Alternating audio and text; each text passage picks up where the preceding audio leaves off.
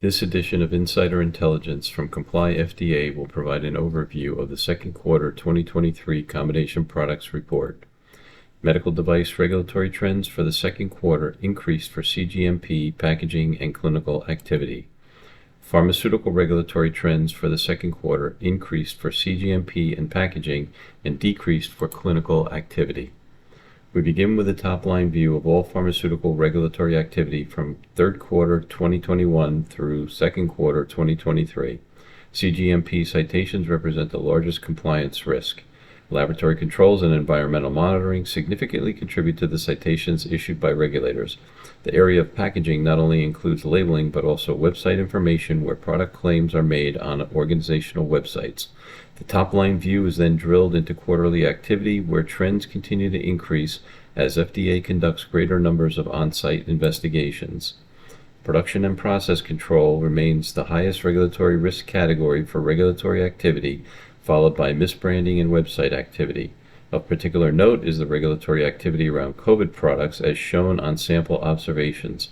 Website observations are related to product claims similar to label claims made on organizational websites. The quarterly breakdown of packaging and clinical categories shows an increasing regulatory activity level from 2022 levels. Pharma subsystem activity provides a clear picture of potential regulatory risk. This also provides a data-oriented means of prioritizing activity and resources to close potential compliance gaps.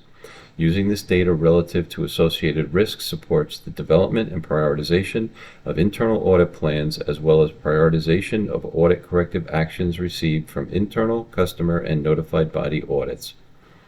The quarterly chart of top 6 citations for the report period provides additional detail showing elevated risk for laboratory-related activities as well as production records and quality procedures, while the greatest risk is with adulterated and/or misbranded product. Records related to batch production, laboratory testing, and complaints represent areas of elevated compliance risk. Similarly, batch discrepancy or failure investigation deficiencies are key contributors to production and process control citations. Continuing the report, device regulatory activity is reviewed. cGMP is the largest category cited, followed by packaging. Device clinical activity represents 1% of all citations and is the lowest risk category. As indicated in the sample citations, procedures are large contributors to cGMP compliance issues. The quarterly breakdown of packaging and clinical categories shows continued low levels of regulatory activity compared to cGMP categories. Although the number of validation citations is lower, it remains a key regulatory inspection area which should not be overlooked. Both the citation totals for packaging and clinical as well as the quarterly breakdown show citations issued for adulterated products released to market without approval, clearance, or authorization from FDA. Lacking an approved application for pre-market approval also resulted in adulterated product citations. This chart showing the top 8 device subsystems regulatory activity provides a clear picture of potential regulatory risk. This represents a data-oriented means of prioritizing activity and resources to close potential compliance gaps. This data relative to associated risks supports prioritization of internal audit plans as well as prioritization of audit corrective actions received from internal, customer, and notified body audits. As shown in the sample citations, validation is a key element of production and process controls.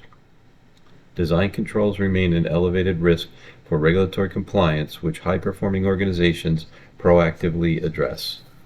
Additionally, as part of this report, active links to all the regulations for pharmaceutical Part 211 regulations and medical device Part 820 regulations are provided. These active links will take you directly to the FDA site without any need to navigate.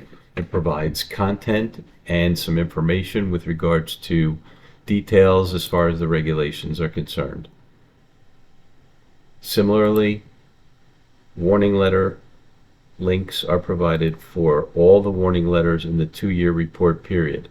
These are also active links that'll take you right to the warning letter and be able to provide additional content. Similarly, medical device warning letter links will take you to the medical device warning letters for the 2-year report period. Finally, medical device single audit program links are provided, as well as Part 803 medical device reporting quality links. This removes the need to navigate the FDA site.